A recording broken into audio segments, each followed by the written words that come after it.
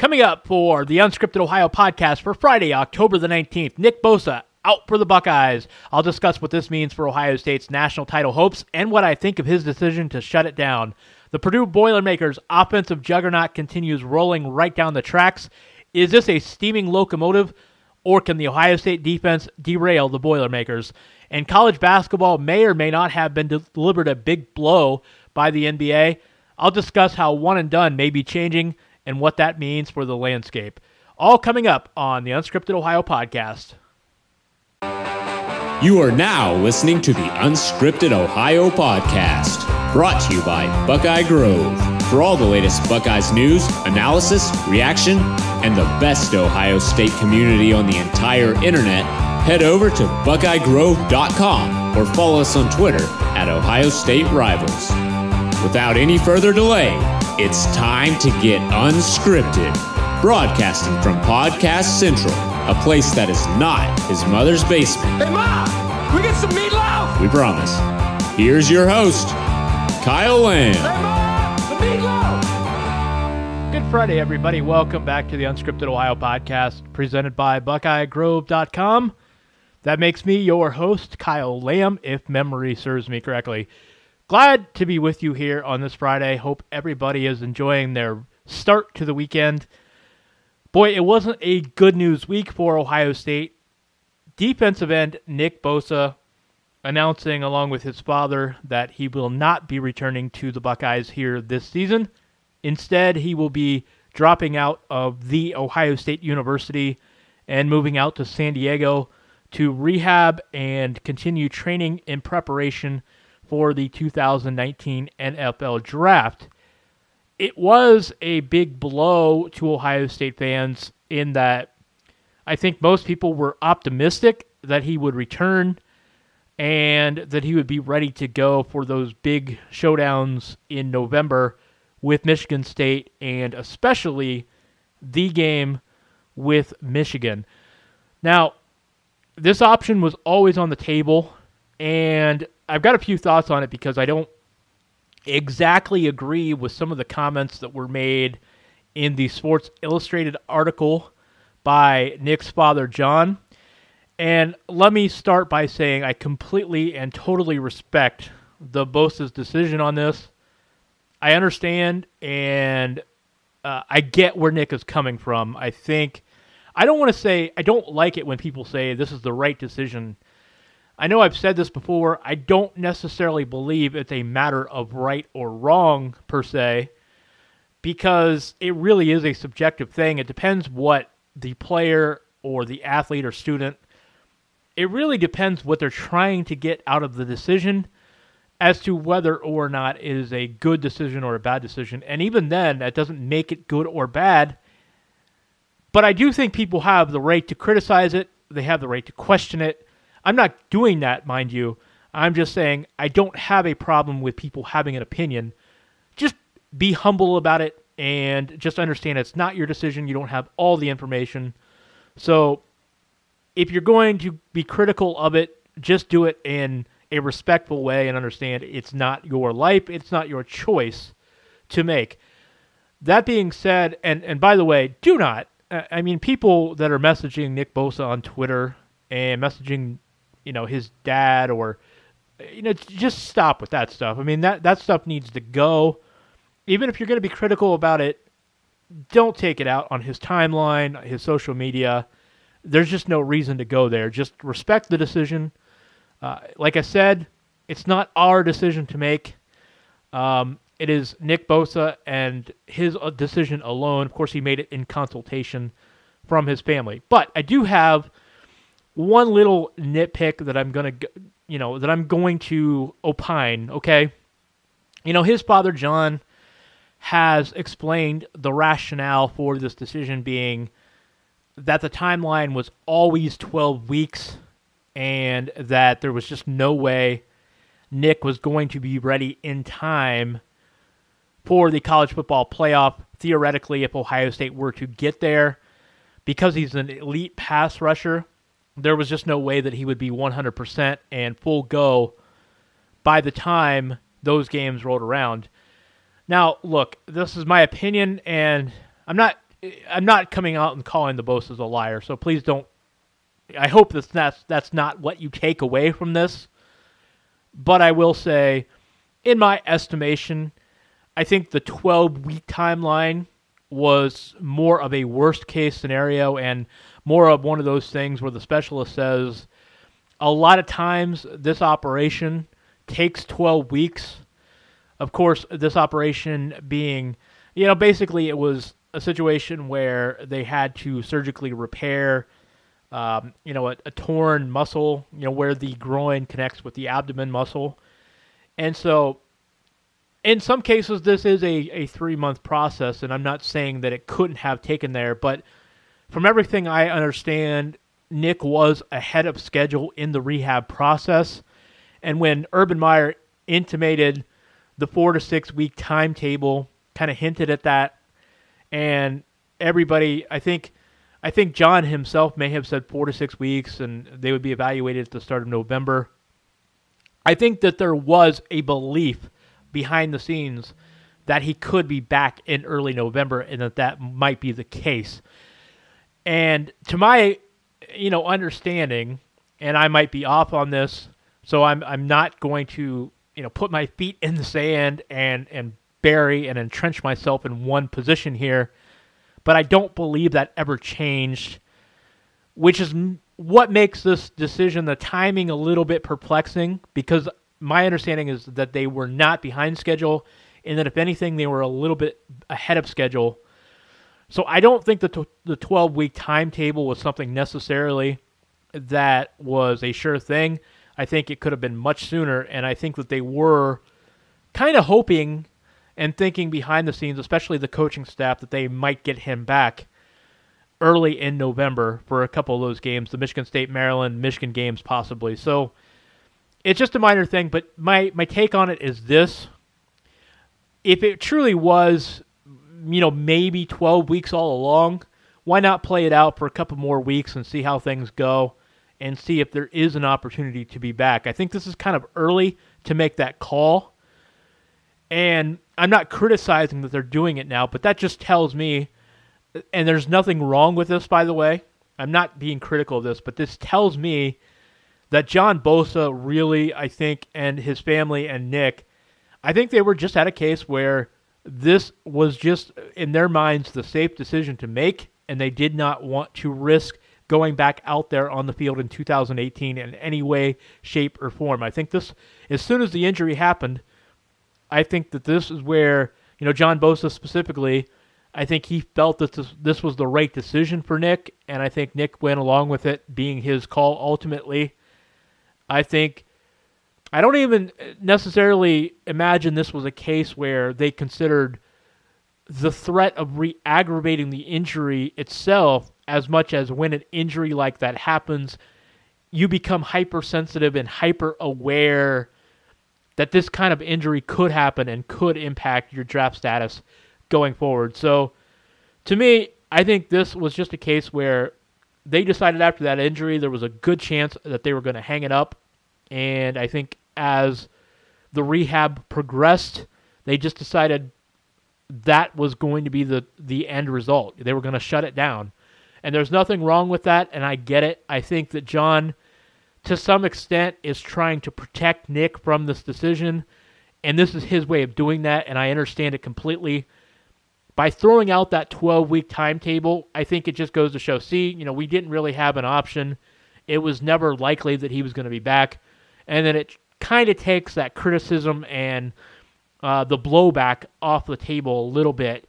If Ohio State fans see that, there was no way he was going to be back, who could blame him for not coming back? Because I think if they had said there was a chance he could be back in 4, 6, 8 weeks, well, then Ohio State fans are going to be disappointed because there's going to be the perception that Nick quit on his teammates, quit on his team, quit on the program, quit on the fans. And I don't think anybody thinks that. I don't think anybody thinks that Nick is a quitter. He's one tough dude. I know I certainly could not do the things he did. He does. I don't have that kind of toughness. I don't have that kind of mentality, that mindset. He is a warrior. He's a man's man. So I don't think anybody thinks he's a quitter. But I know that there would be some disappointment out there in Buckeye Nation if anybody thought that Nick Bosa was shutting it down when he had an opportunity to continue playing and come back and win a national title for Ohio State. So the question now becomes, what does Ohio State do going forward without Nick Bosa? They've got Purdue coming up on Saturday. It's going to be a tough game. My stance is this. I think Ohio State can still win a national title without Nick Bosa, but it becomes tougher sledding. It's more of an uphill battle. See, I think with a guy like Bosa in there, any problems that Ohio State had with the secondary, the safety specifically, the linebackers, any of these tackling issues or downfield passing coverage problems that Ohio State has been experiencing with the big plays, I think some of those become mitigated when you have a guy like Bosa on the Ohio State defensive line. I actually think the talent is still there where Ohio State could win a national title with the personnel that it has in front. But here's the problem. Now, without Bosa there, you put a lot more pressure on that back seven to make these tackles, to try to keep players in front of you and keep these big plays from happening. So it's not that they can't win a national title now. It just means there's a lot more pressure on those plays. Before, with Ohio State's defensive line, when you have a healthy Draymond Jones, a healthy Chase Young, a healthy Jonathan Cooper, B.B. Landers, who's been obviously out with an injury here for several weeks, and all the young guys that have been contributing, Tommy Tugiai, Haskell Garrett, any of those guys you want to name, Tyler Friday coming on, Tyreek Smith coming on. With all those guys in place and with Nick Bosa there, that defensive line can be so dominant and so good, it can take over and really take off a lot of pressure off of that back seven. And now without Bosa, the defensive line is talented enough it could still do that. I have no question when Draymond Jones and Robert Landers are healthy, you throw in Chase Young the way he's come on a little bit here lately, you throw Jonathan Cooper in there, I have no doubt that this defensive line is still good enough to dominate, but is it consistently going to do so in such a way where you don't have to be concerned about the occasional, big plays coming on against Ohio State? No, I don't think that's happened right now. Especially right now in this moment. We saw against Minnesota. I mentioned this last week in the recap with Ross and Kirk. I mentioned it on Monday, actually. I thought this game against Minnesota was the first time I was somewhat disappointed with the Ohio State defensive line performance because they really did not ever take over the game. They didn't get a lot of push against the run. The point of contact, they just weren't filling gaps very well. They didn't get a lot of pass rush. It was the first time I thought all season where the Ohio State defensive line did not play very well, and that includes some games without Nick Bosa in there. But that being said, I think part of that is with the injuries on the defensive line, with Landers being out, Draymond Jones not being healthy, Jonathan Cooper being out. There is some mitigating circumstance that you have to take into account there with the line. If it gets healthy and it's ready to go for the stretch run in November, then I think Ohio State will be in good shape. Now, Saturday, as far as it's concerned, and I'll preview this Ohio State-Purdue game coming up here in a few minutes. We've got a lot to talk about as far as this Purdue game because I know there's some fear here with Ohio State fans. I know Doug Lesmere of the Cleveland Plain Dealer brought this up on Twitter. He mentioned Ohio State is just 3-4 in the last 7 meetings dating back to 2001 in games at Ross-Ade Stadium in West Lafayette. So there's a lot of paranoia about this game. Purdue is very good. Their offense, or I should say, is very good. Their defense is not very good. I have a lot of question marks about how their defense will perform, to be perfectly honest, because they have still given up a lot of points. Up until the Illinois game this past week, they were really getting ripped, for a lot of points, a lot of yards. And so Ohio State can put some points on the board this weekend against them. But the question is, with this prolific passing attack that Purdue has had the last few weeks. David Blau passing very well. Rondale Moore, one of the best freshman receivers in the country, if not the best. It begs the question, will Ohio State step up and eliminate the big plays on Saturday? And for me, I think there's no question the Buckeyes are going to score some points against this defense. In a couple minutes here, we'll talk more about this game, by the way, from the Purdue side. Matthew Stevens of goldenblack.com here on the Rivals Network. He's a beat writer covering Purdue. He'll give his take on what he's seen from the Boilermakers here this season. But in my opinion, I think that this Purdue game, while it is definitely a tough test, and I think this team is capable of beating Ohio State, certainly. The spread is down to about 12.5 points. I have no questions that Purdue can win, and the 3-4 at West Lafayette in the last 7 meetings is concerning. But I actually think this game, so many people are so worried about it, so concerned about it, and it's not going to take anybody by surprise. It's going to be a primetime game, 7:30. I don't think that there's any chance that Ohio State is caught off guard and caught by surprise in this game. They know the kind of offense they're facing. They're going to have seen film from it all year long, or all week long, I mean. Fans have been talking about this Purdue team all week like they are a juggernaut. And don't get me wrong, they're putting up some great points, but it's happening against Nebraska. It's happening against Illinois. Even the Missouri defense was not very good. Boston College actually is a decent defense, but they're not a great team overall. But Purdue is putting up a lot of points, and they're impressive. And don't get me wrong, I think they'll score some points. I've got them scoring, probably 24 against Ohio State.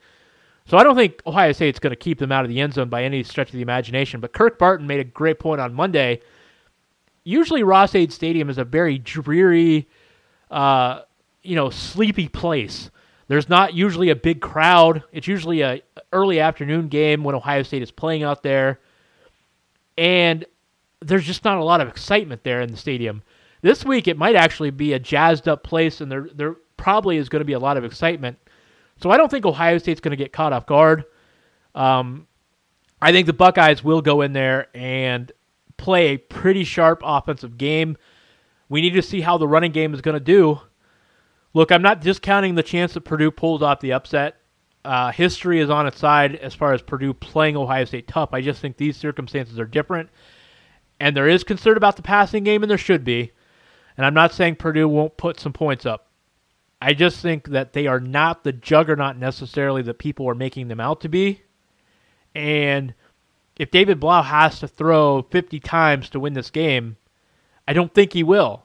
I just don't see an Ohio State defense giving up 50. I don't see them losing to a team passing the ball 50 times, because even if they get big chunks of yards and Blau throws for 450 yards against Ohio State, do they actually get the ball in the end zone to score enough points to beat Ohio State? The question then, that is the question, and I think the answer is no, but we will find out on Saturday. We're joined now by Matthew Stevens. He is a beat writer for goldenblack.com, covers Purdue football here on the Rivals Network. Matthew, it's good to talk to you. Pleasure to be here, guys. So, let's talk about this game here from the Purdue perspective. They have obviously had an interesting season, starting off with a couple of unexpected losses. Start the year to Northwestern, and then the big surprise, obviously, was the loss to Eastern Michigan. But in recent weeks, they have kind of regrouped a little bit, and they have made a full-time quarterback change, going to David Blau, and that seems to have paid dividends as the offense is getting rolling now. What has changed beyond the quarterback? What has changed with this Purdue team compared to how they started the season off to what they're playing now? Well, I think if you look at it from a big picture perspective, there were a lot of mental mistakes, penalties, just youthful mistakes that you would see on a Purdue team that was trying to integrate 7 new starters on defense. It's trying to navigate, a lot of working new parts on offense, and while the talent was there, I just feel like there was too many, mental mistakes by guys that hadn't played a whole lot of football, and a whole lot of penalties that were just, kind of kneecapping Purdue before they could ever get started. They had, I think it was 4 turnovers against Eastern Michigan. They had 3 turnovers in the first half against Northwestern, and it really put them behind the 8 ball in those 2 games. Missouri was a different animal altogether. They still were trying to integrate, again, 7 new starters on defense, and we're still trying to find their way on that side of the ball, and that was not the time to have a quarterback like Drew Lock come in with a high-powered, explosive offense. And so, I think the whole staff has had to regroup on both sides of the ball. I think David Blau, and it's no secret that his last 4-game stretch has been, one of the best 4-game stretches of a Purdue quarterback, which is saying something. But it's also saying that, Jeff Brom got more aggressive with this offense with David Blau. I think the Missouri game where he threw it for 572 yards, which is a school record, and really, lit up, a whole bunch of statistical categories, really kind of did one thing for me, or at least looking at it from my perspective, which was kind of blew up a narrative. And then the narrative was that if David Blau was going to be the quarterback of this team, it was going to be more of a game manager type situation, and they were going to struggle throwing the ball vertically down the field, which is what Jeff Brom wants to do. Well, 572 yards later, that got blown out of the water. And 4 games later, David Blau is now, I believe, in the conversation for all Big Ten selection at quarterback, and has really led this offense into, a lot more confidence, and allowed the defense to play a lot more, aggressive, especially on 3rd down.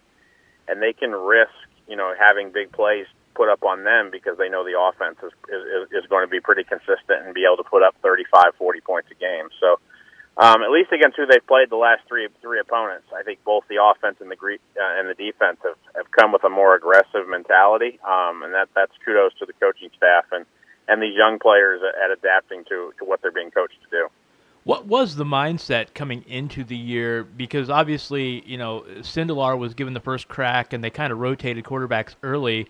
Was it, Blau coming off that injury, or what was the mindset with picking Sindelar early, and then before they finally just made the decision to go with Blau full time?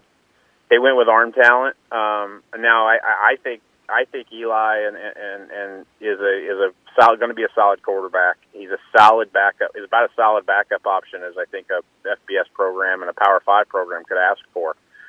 But David Blau does not physically look like a quarterback that would succeed in a Jeff Brom offense. And Elijah Sindelar, when David Blau went down last year with the injury, Elijah Sindelar had one of the best 4-game stretches of a Purdue quarterback when he led Purdue to that bowl game, and did so with a torn ACL. So there were thoughts that if Elijah's fully healthy, he has the arm talent and he has the weapons around him to be able to do what they're asking him to do. 3 interceptions in the first half later, they turned to David Blau, and it's really kind of been a situation in which,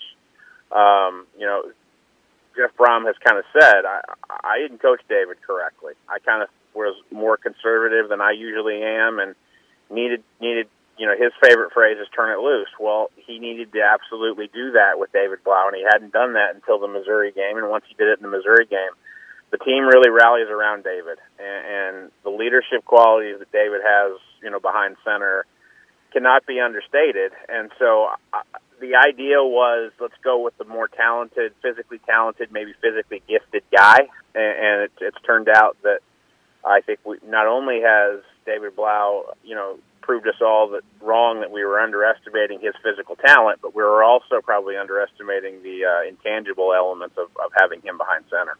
I find it interesting because Rondale Moore, obviously a sensational freshman, gets all the accolades and all the publicity, especially the way he started the season with that Northwestern performance. But, you look at the stats, and Isaac Zico and Bryson Hopkins, they're both averaging close to 20 yards of reception. Actually, Zico is at 20 yards of reception.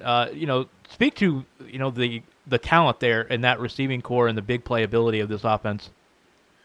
Well, I would counter that by saying that a lot of teams now are doubling Rondale Moore, and somebody has to catch passes. And I'm not saying that Bryson Hopkins isn't a very, very talented tight end. His dad played in the NFL, and that's. I think that they thought if they were going to increase the vertical passing game, no matter who was behind center, Bryson Hopkins was going to have a say in this offense. But Isaac Zico has kind of been a revelation.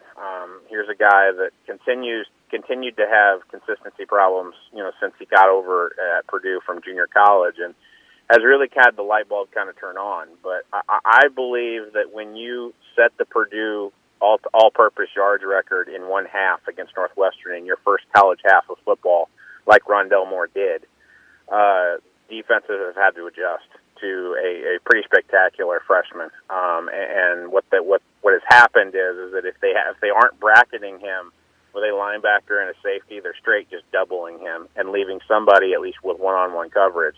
Now, whether that's Isaac Zico, whether that's Bryson Hopkins, whether that's Jared Sparks on the other side, who's also had some pretty consistent games on the other outside receiver. They also have another receiver named Terry Wright, who's they're still kind of waiting to emerge as a senior 2-year JUCO player. So they have options, but Jeff Brown would be the first to tell you that if Purdue's going to win football games, Rondell Moore's got to play well. And as far as freshmen go, he's about as consistent as I've ever seen. I kind of know what I'm going to get, which is somewhere around 80 to 100 yards and somewhere around 5 to 8 catches, and that's pretty remarkable for a kid that just came out of high school. That I was ready to kind of mother hen him in the beginning of the year. Is that if he gets off to a slow start, are we really going to be wondering what we got here with Rondell Moore? And he's exceeded all of the expectations, I believe, and they were very, very large expectations. One more question I want to ask you. So, Purdue has relied a lot on the short, intermediate passing game. You mentioned they've proven that they can go downfield with a little more efficiency than I think people expected. What kind of game plan do you see them putting together with Ohio State? Do you see them changing much, or just going with their strengths and seeing how it lines up against the Buckeyes? Well, I don't think that assessment at Purdue is correct at all. I think Jeff Brown wants to throw the ball vertically down the field, and I don't care who's behind. I think he's decided I don't care who's behind center.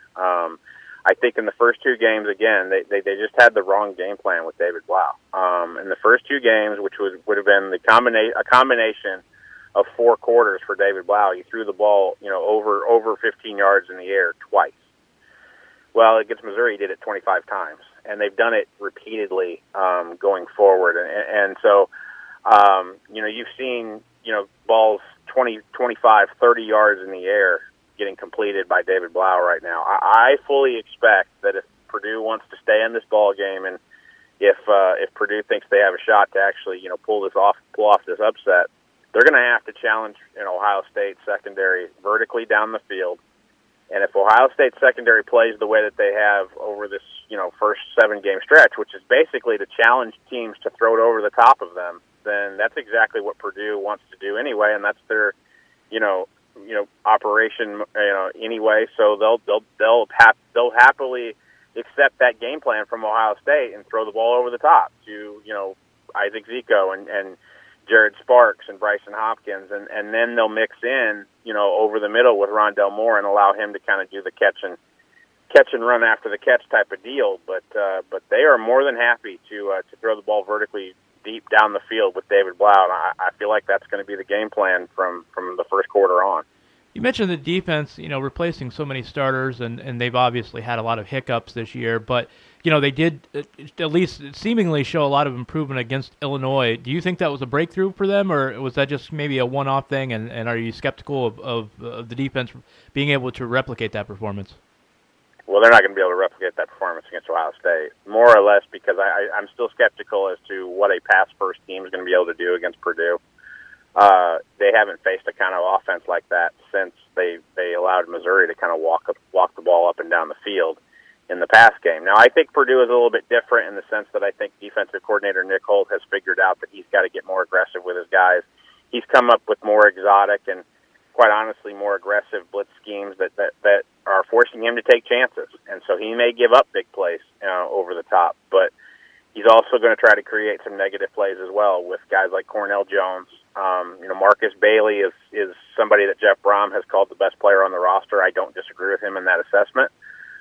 So those are 2 linebackers that I think you're going to want to watch. And there's a safety named Jacob Thieneman, who's a senior, who has really come on, and he's a huge part of what Nick Holt wants to do, and not only the run game, but in the pass rushing blitz type of scenario. You'll see him come with Cornell Jones up the middle a lot from that safety position. And I feel like that's been a major transformation. It worked against Boston College. It created four interceptions from Anthony Brown in that game.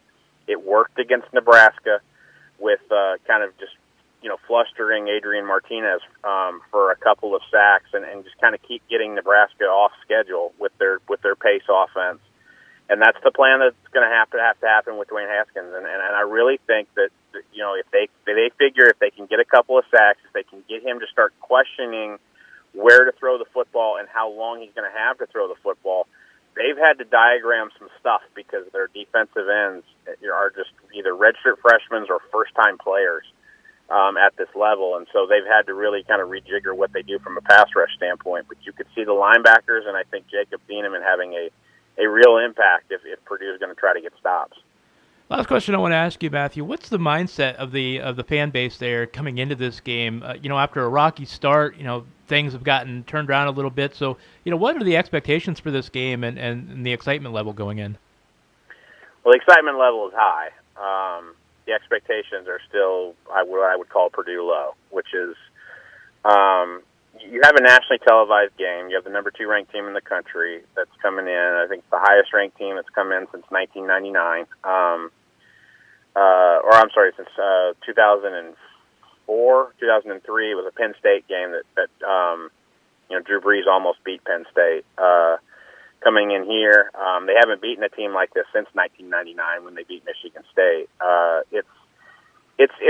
There's a lot of buzz around campus about this game, but I think there are a lot of still skeptical people from the Purdue standpoint that they're not negatively skeptical. They just haven't seen a big win like this in probably over a decade. So I don't know if there's a whole bunch of people that are going to walk into the stadium expecting Purdue to obviously win the football game, but I do think they think that they're going to be competitive in a game like this for the first time in a while, and that's new territory for Purdue, quite frankly. So this is an opportunity for Jeff Brom in year 2 to really, I would say, God forbid they actually win this game. That's a signature win for Jeff Brom in year 2. And for a guy that went from, taking over a 2-10 program to getting them to a bowl win in year 1, this is your signature nationally televised, Curb Street and Fowler in the booth type of situation in which you can put yourself on the map really, really quick if you're Jeff Brom and you're this Purdue program. So that's kind of the buzz around campus, but I think that people initially saw the 13-point spread when it's a home game and immediately thought, well, we're going to have to probably play our best game in quite a while to even have a chance of thinking we're going to pull this off. Matthew Stevens, he is a beat writer for goldandblack.com. You can catch his work there, and also you can catch him on Twitter at Matthew C. Stevens. Matthew, it's great to talk to you, and appreciate you previewing this game for us. Not a problem. Have a good one, guys. Stretch runtime here at Unscripted Ohio. Kick up your feet as we cross the finish line with the Buckeye Beat, the latest in Ohio State news and notes. Kick the tires and light the fires, Big Daddy. Before I wrap up the podcast here for today, a college basketball story that I thought was interesting I want to talk about. Of course, we talked a little bit last week about the prospects for Ohio State basketball this upcoming season and beyond. This is more of an interesting national story because amidst all of the chatter with the Adidas college basketball conspiracy trial that is going on, which, by the way, I'm kind of surprised has not gotten a little bit more play in the national media because there are a few guys out there on the beat that are covering this nationally, this story, that have been reporting on the daily going-ons within the trial. But there's been a lot of explosive information detailing which players or recruits and their parents that have been paid allegedly and coaches that allegedly paid out or knew of payouts to these players. Really interesting, fascinating stuff, and I'm kind of surprised. Maybe there's fatigue and just kind of like, well, with all the explosive stuff that came out last fall, maybe kind of people got tired of the story and just figured it would go away, and they just haven't regenerated interest. I don't know what the case is, but just a little interested in why it hasn't gotten a little more attention. But there have been some explosive things come out of that. But with all of that going on Thursday, a big story came out basically from G League president Malcolm Turner. Of course, the G League stands for Gatorade League. It used to be the NBA D League, short for Development League, but now it's the G League.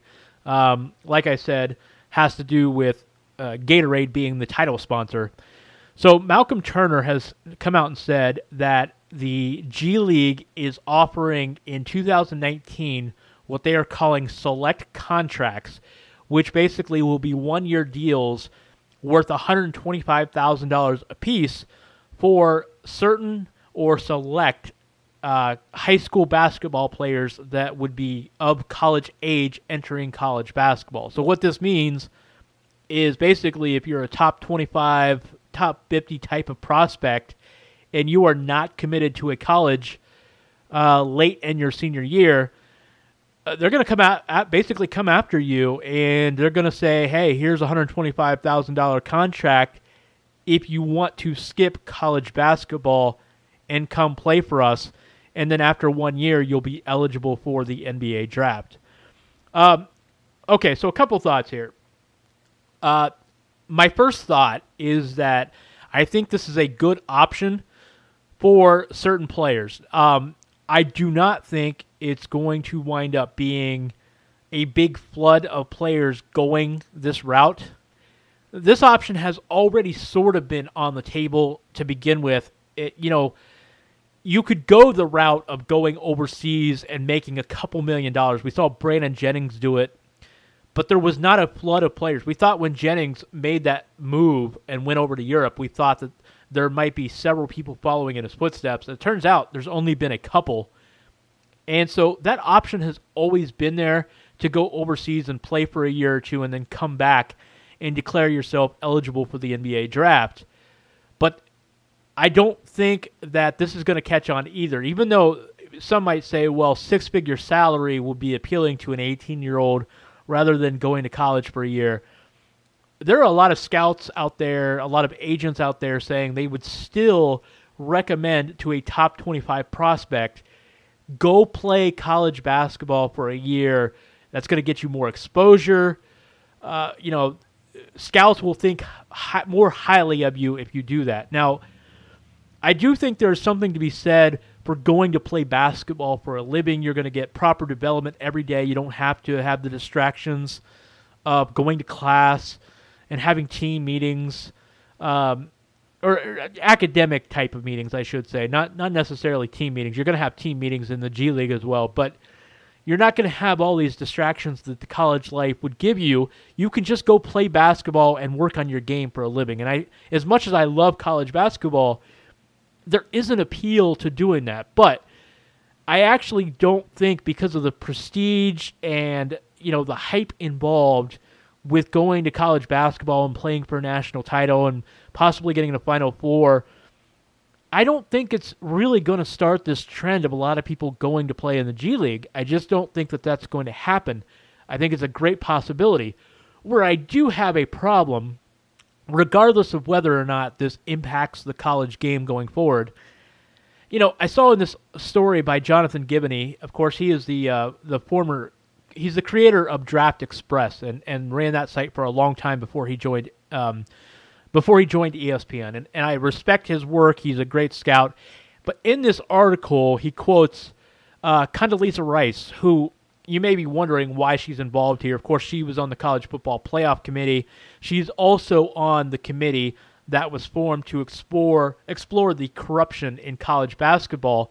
And so because of her allegiance or her association with this corruption committee, she was quoted about this in the story. And I don't like how they're quoting her as an expert, because she has nothing to do with college athletics. I resent her being on, and it's not because she's a woman. I just resent because she's a politician.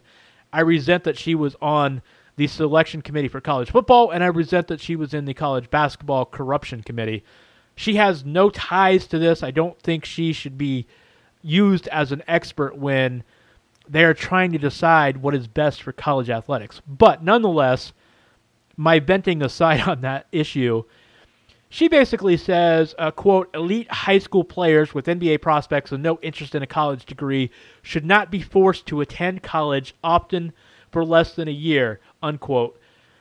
One and done, she goes on to add, has to go one way or another. Now, I do not like this line of thinking, and it's not just her saying this. She's a lightning rod for me because she's quoted in the story when she has no expertise on the subject. But my issue here is that nobody is forcing these kids to go to college. Okay? Kids can take a year off. They can go overseas. They can just stay out of basketball for a year if they want to. Like I said, there's the overseas options that Brandon Jennings took. I mean, there are millions of dollars over there. There are teams that will, if you're good enough, they will pay you millions of dollars to go overseas and play. And I know that's not an ideal option for an American kid, but it is a possibility. There are semi-pro leagues here in the United States. You know, there's the USBL. It's not a very big salary, but you can go play basketball in the USBL for a year. Okay, these aren't great options, and they're not ones I would recommend. But nobody is grabbing these prospects by the arm and telling them that they have to go play basketball, okay? You know, you are not forced to be a one-and-done prospect and go play. You know, if you don't want to enroll at Duke University for a year and play college basketball, I got news for you. You don't have to, okay? So for people like Condoleezza Rice to come out and say, the one-and-done situation has got to end because they shouldn't be forced to go to college. Well, they're not forced to go to college.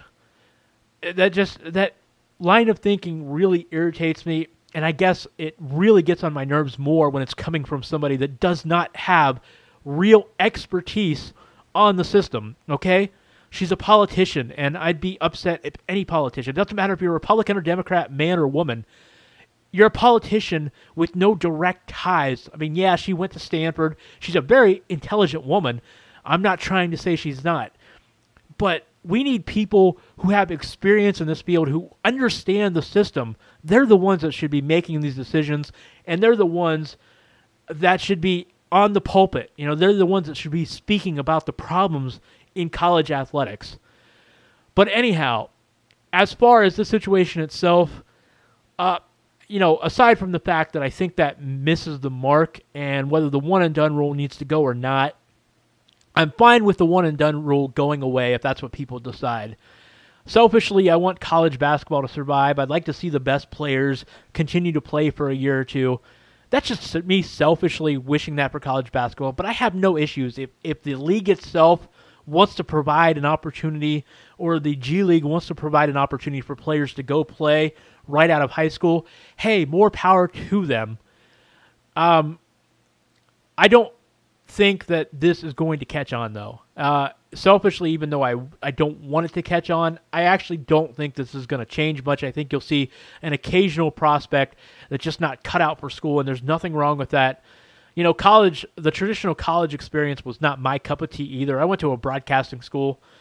I actually would have landed at a regular 4-year college. I was enrolled at Bowling Green. I didn't end up going there because I had some issues with my FAFSA, but it probably was for the better. You know, at the end of the day, I'm not sure the traditional 4-year environment was for me. I went to a broadcasting school because that's what I knew what I wanted to do, and that hands-on program was better suited for my taste and my habits. But there are just some kids that college just won't work for them, and I think this is a great option.